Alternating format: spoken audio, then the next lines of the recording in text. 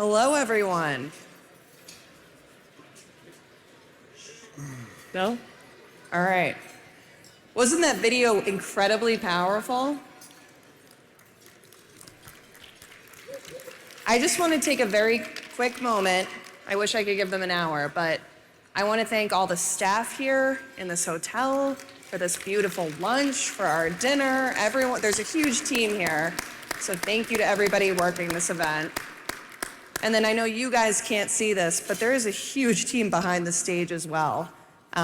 We've got sound guys, we've got mic guys, we've got Tons of guys. It's wild. Yeah. So thank you to them, and especially to Chris Mendoza, who I'm sure you've seen us fist bumping back here, codename Condor. If you see him, there he is. Oh, yep, there he is. Condor.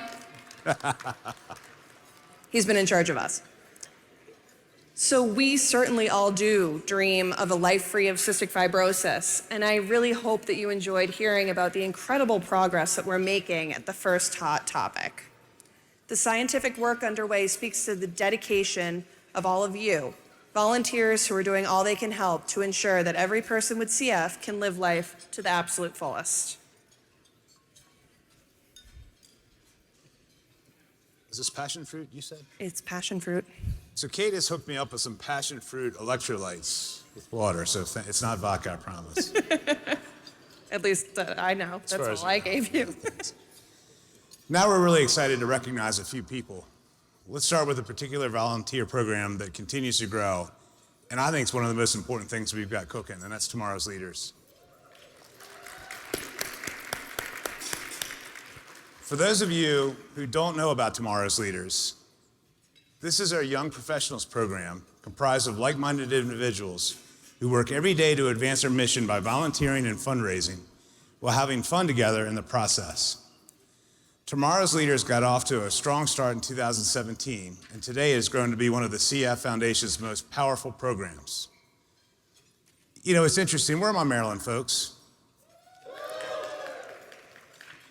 So I'm thinking about the Tomorrow's Leaders we started, and I think about the fundraising that we do in our chapter. And I was doing some math last night, and I think more than half the money we raise comes from somebody that came from a Tomorrow's Leaders program along the way. So as we continue to build the future, this is where the program really is. So if you're a chapter that hasn't gotten on board with that, please do, because I think it really is what's going to close this thing out for us and make it stand for Cure Found. Okay, so I want to bring up Tomorrow's Leaders National Chair, which is Harris Markowitz. And before he comes up here, it's interesting, I've spent some time with him this weekend. Yeah, take a knee. So the time I spent with Harris, there are two words that I kind of have come up with to describe him. The first word a lot of people probably haven't heard of. It's sartorial. Anybody hear that word before? S-A-R-T, you can Google it, S-A-R-T-O-R-I-A-L. He's wearing a sport coat today. I think he had the pants to match when I arrived on Thursday. But more importantly, the other word that I come up with to describe Harris is leader. We had the chance to spend some time with our Tomorrow's Leaders folks on Thursday night, and I gotta say, it's a real impressive crowd. I enjoyed being around them, and I have a lot of optimism, faith, hope in the future, thanks to Harris and his crew. Harris, come on up. No faith, and the world's gonna know your name, yeah. 'Cause you burn with the first flame, yeah. And the world's So thank you, Mac, for that wonderful introduction. And thank you both to Kate and Mac for being a continuing supporter of the Tomorrow's Leaders program over the last several years. It's hard to believe that a program that started with just a few volunteers has turned into a group of 1,300 members nationwide.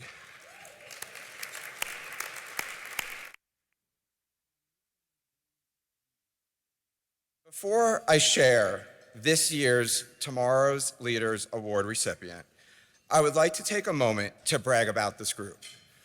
I would actually like to take more than a moment, but just like the Oscars, I have a time constraint to contend with, and Lauren Orlowski has already warned me not to talk more than I have to. So let me just hit on a few of the highlights though, starting with the fact that today we have the most number of tomorrow's leaders in attendance at VLC than we've ever had before.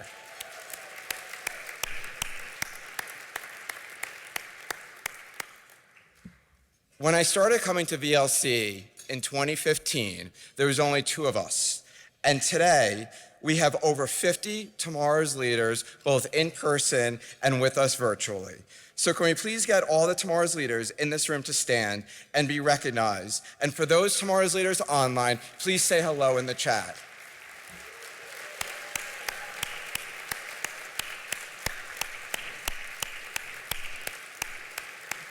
And don't sit yet, because I'm not done. This is some of the most hardest working volunteers that any of us will ever have the pleasure of working with. This is the group of volunteers who will still be with us when we can finally say CF stands for Cure Found.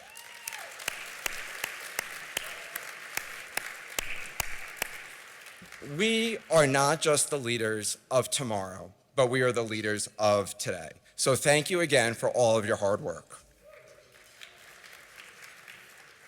But wait, I'm not done. My moment isn't up yet. Did you know that starting in 2020, we hosted a Tomorrow's Leaders college program that has impacted more than 300 college students? We really are building the future of this program, and we will bring college students together again this August. I'm just so proud that I had to share. And it wouldn't be me if I didn't come all the way with an ask. So I ask all of you that, and I know you all know a college student, so if you do know a college student, please come and speak to me afterwards because I'd love to tell you more about it. So now, let me turn to the real reason why I'm up here. I am honored to present the Tomorrow's Leaders Award to a young professional volunteer who has made a significant difference in the fight against cystic fibrosis. Ella Cooper first got involved to support her longtime friend since kindergarten, Lainey, who is a CF fighter. She has been a dedicated volunteer for the foundation since she was in high school, where she joined the Maryland chapter's Grand National Steeplechase Junior Committee. Now say that 5 times fast. After graduating college and moving to Washington, D.C., Ella raised more than $20,000 for the Metro D.C. chapter's Finest program in 2017.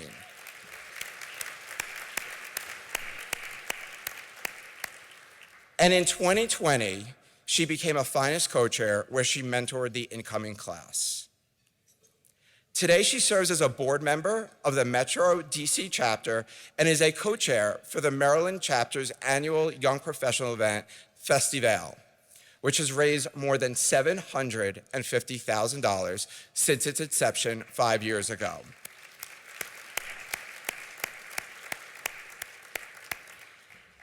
Ella is driven to do all she can to help the CF community while finding ways to engage and expand the Tomorrow's Leaders program. In fact, next week, she'll be hosting a Cocktails for a Cure event to support Lainey and all those living with CF. So now, let's hear it for this year's National Tomorrow's Leaders Award winner, Ella Cooper. Congratulations. 'Cause the players gonna play, and the haters gonna hate, baby. I'm just gonna shake, shake, shake, shake, shake. Shake it off, shake it off. Heartbreakers gonna break, and the fakers gonna fake, baby. I'm just gonna shake, shake, shake, shake. I'll put that down so it doesn't fall. Thank you, Harris. And thank you, Kristen Bear, Mary Martinez, and Carrie Muchler for your leadership and for nominating me for this recognition. I've been fortunate enough, like Harris said, to be involved in the Finest program since 2017, and I'm honored to receive the Tomorrow's Leader Award. I'm in great company with everyone here. I also need to thank my boyfriend, Paul Adkins, who's here with me, my fellow DC board members, and everyone at the Baltimore and Maryland and DC chapters for their support. Like Kara said, I first learned about CF and the work of the foundation through my friendship with Lainey Symes. For those who don't know Lainey, she has an electric personality, quick-witted, can dominate a dance floor, and has a smile that will light up the room. When we were in elementary and middle school, I only really knew about Lainey's CF from the Great Strides Walk and the Grand National Steeplechase event started by her grandmother. It really wasn't until high school, when trips to Hopkins became more frequent, that I learned more about CF and I began to understand the impact of the disease on Lainey's life and the potential implications on her future. Regardless, Lainey never let CF get in the way of living the life she wanted, even when we would nag her about taking care of herself and staying on top of her treatments. So after graduating from Dickinson College, she moved to New York City and pursued a career in tech sales. She had a new team of excellent doctors at Columbia, but 3 years in the city took a toll on her and her lung function. When she spoke at the Grand National event that spring, like she did every single year, I was scared. She was clearly sick, and I didn't know if she would get better. But in 2020, despite the pandemic, the release of Trikafta completely changed her life. It wasn't until summer and months of isolation where we were able to spend our first overnight together. On my way home, I turned to a mutual best friend of ours and I said, "Did you realize that Lainey didn't cough the entire weekend?" It was clear. Her lung function was up dramatically, and she was getting better. Those fears started to melt away again. There are few organizations where you can physically see the impacts of dollars raised on someone's life, but that's my experience with the CF Foundation, and why I'm particularly honored to be here with all of you and hear your stories. I'm deeply aware of the CF population who is still waiting for that same moment we had in 2020, but I'm confident we are getting one step closer every single day. Thank you.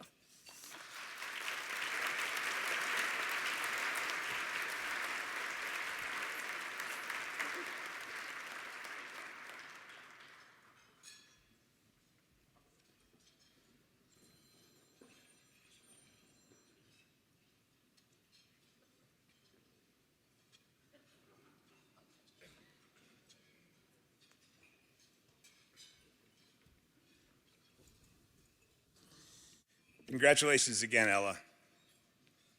I know Lainey. She's a force. She's lucky to have you as a friend. Ella, you're an inspiration to all of us in the future of the CF Foundation. Now it's my pleasure to welcome a longstanding supporter of our mission, member of the CF Foundation's Board of Trustees, co-chair of the National Individual Giving Committee, Orange County Chapter Board President, past VLC co-chair, I need to take a breath, and most notably a CF father, someone many of us know and love, Paul Matenko. Paul will present the first ever Grampions Award. Paul, please join me. Gonna keep on trying until I reach the highest ground.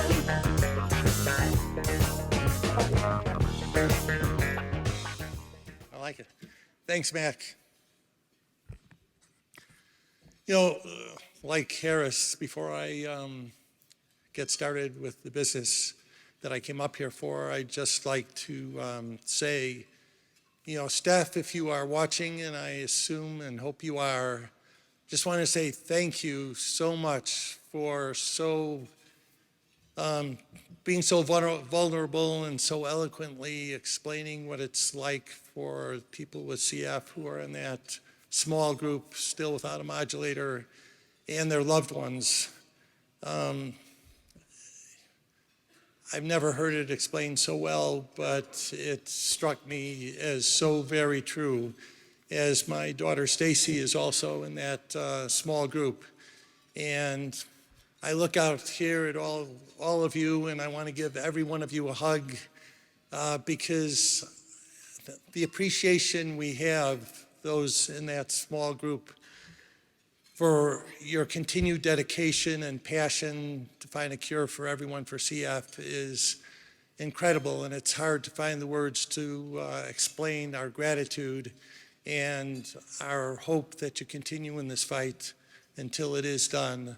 I'd just like to say just a huge thank you. And for all of you with green buttons, I'm going to give you a hug later. But I am here to award the first Grampions Award. And we're going to give it to someone who is more than a little deserving.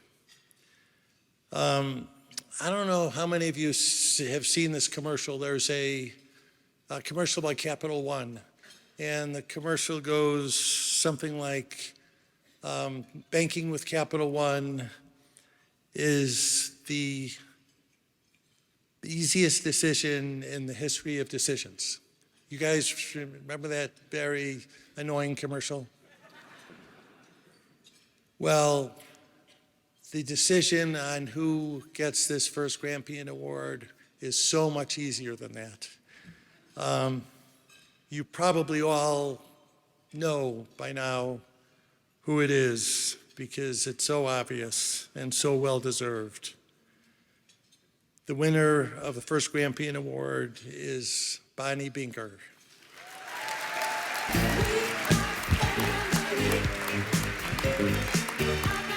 Don't come up yet.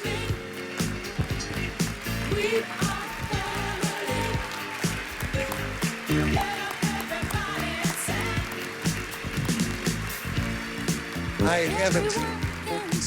We're together as we walk on by. I think that's testament to how much Bonnee is loved, that you couldn't wait to give her a standing ovation. That's wonderful. Anyway, I've got to tell you, even though I think everyone knows why Bonnee deserves this award. Bonnee began volunteering for the Foundation's Florida chapters when her granddaughter Delaney was diagnosed with CF in 2010.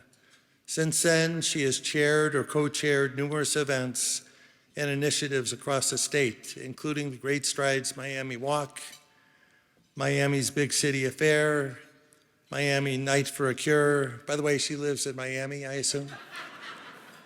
She is a staunch CF advocate and attended the Foundation's annual Florida CF Day and March on the Hill. She served as the chairperson for the South Florida Chapters Board for many years, and in 2018, one of the highlights of my life, I was lucky enough to co-chair VLC with her. Bonnee, alongside Jerry Socherman and the Bonnee Binker Family Cure Cystic Fibrosis Miami Foundation, hosts an annual celebrity kickball tournament, which just last weekend raised more than $100,000.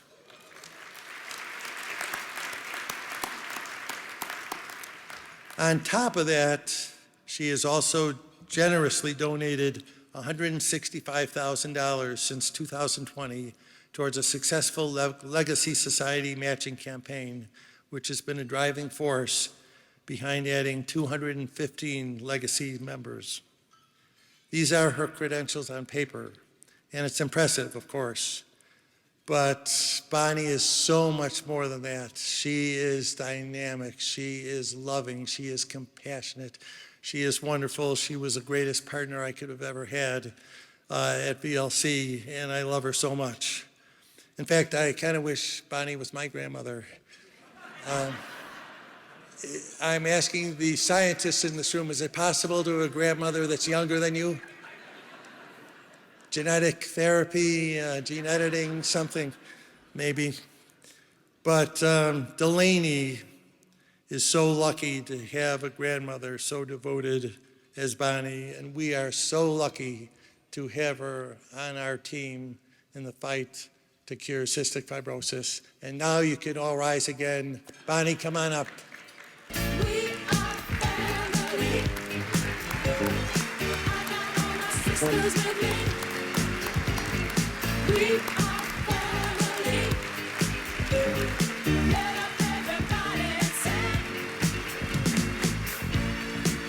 Everyone can see we're together as we walk on by. And we fly just like birds of a feather. I want you. So I didn't know until a few moments ago who was going to introduce me. And it kind of took away the first line of my speech, because the first line was, "It doesn't feel right to be up here without Paul Mateco." So, what a beautiful surprise, thank you. How amazing is it to be part of an organization that for nearly 70 years has single-handedly changed the course of a life-threatening disease, yet still had the time to create a program to make sure that every member of a family feels a part of their loved one's story. Because that's what the Cystic Fibrosis Foundation did when they created Grampions. Thank you, Molly Riley, for indulging me and making an announcement from a VLC stage about 8 years ago for all of the grandparents to meet in the lobby during the next program break. From that lobby get-together, this special group was born. A huge thank you to the most amazing staff partners that anyone could ask for. Laurent Kino, Jessica Lawson, and Sarah Evans, and my dear friend, Erin Johnson. Erin, my life became fuller when you became a part of it. And thank you to the chapter EDs and staff for launching, and sometimes in post-COVID, having to relaunch your local Grampian programs. I would like to take a moment to speak to the chapter staff members. I think you are all absolutely wonderful, and I know how busy you are. But if you have not already done so, please prioritize Grampians, because it is a program that matters.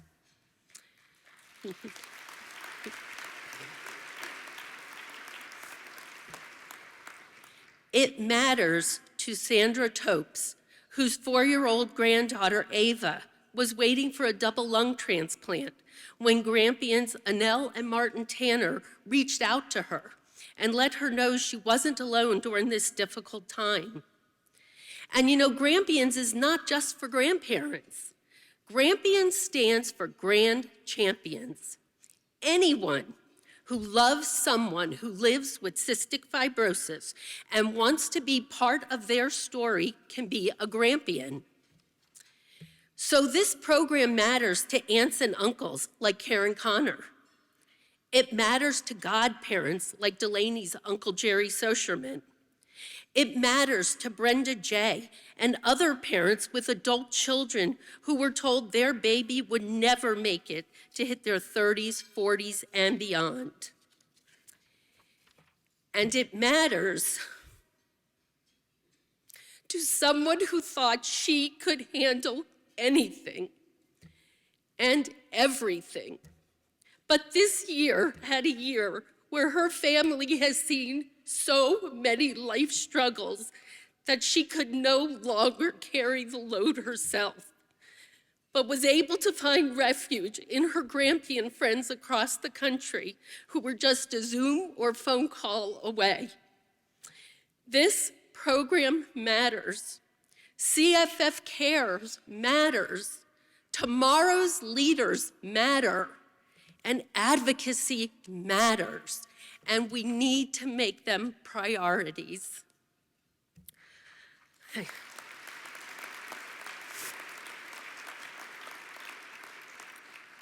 I would not be up here being recognized for this program without the amazing work of those people who have worked so hard to create it with me. Would the Grampian National Committee members please rise, because this belongs to you as much as it belongs to me. And 100% of our leadership is here today. So this is for you.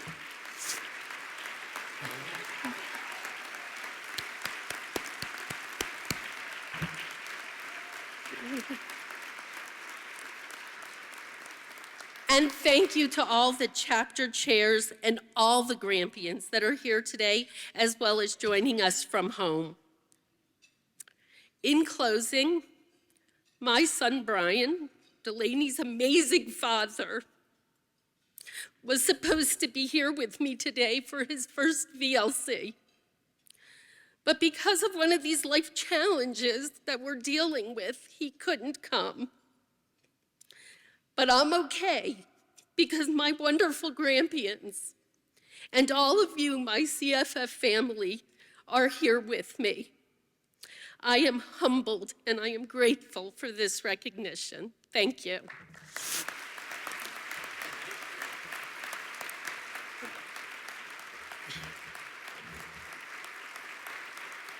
Thank you.